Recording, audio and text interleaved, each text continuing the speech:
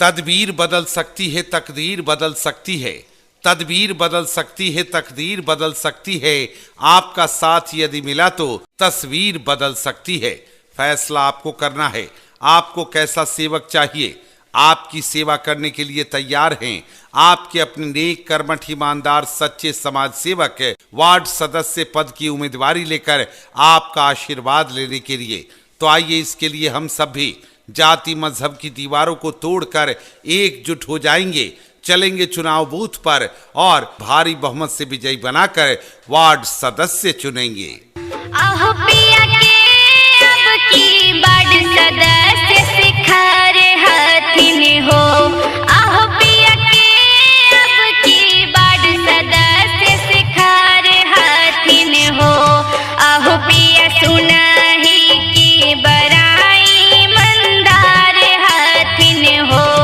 आहो पिया सुनाही की बड़ाई मंदार हथिन हो। आगे धनिया पन सुनीता दीदी खार हथिन गे। आगे धनिया पन सुनीता दीदी खार हथिन गे। आगे धनी ठीके सुनले बड़ाई मनदार हथिन गे। आगे धनी ठीके सुनले बड़ाई मनदार हथिन गे। सुनीता दीदी जिंदाबाद जिंदाबाद जिंदाबाद। सुनीता दीदी जिंदाबाद जिंदाबाद जिंदाबाद। शंभू भैया जिंदाबाद जिंदाबाद जिंदाबाद। शंभू भैया जिंदाबाद जिंदाबाद जिंदाबाद।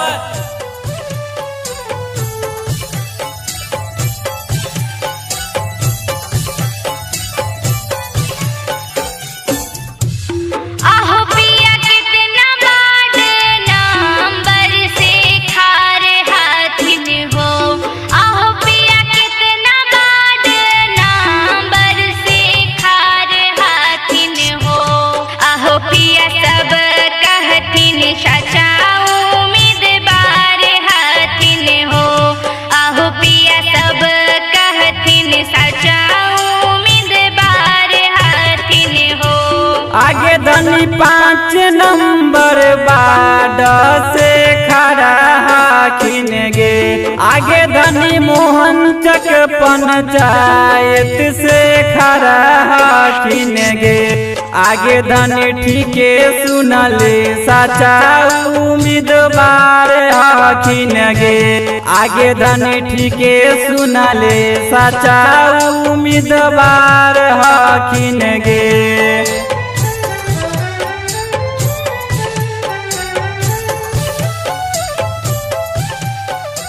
वार्ड नंबर 5 के जनता जिंदाबाद जिंदाबाद जिंदाबाद। शंभू भैया जिंदाबाद जिंदाबाद जिंदाबाद। सुनीता दीदी जिंदाबाद जिंदाबाद जिंदाबाद।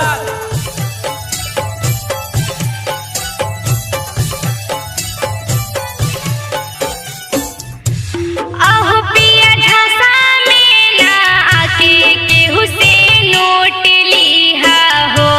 आहो पिया ढासा में ना आके केहू से नोट लिहा हो। आहो पिया दोनों प्राणी के जगह वोट दिहा हो। आहो पिया दोनों प्राणी के जगह वोट दिहा हो। आगे धनी झांसा में आके ना नोट ले गे।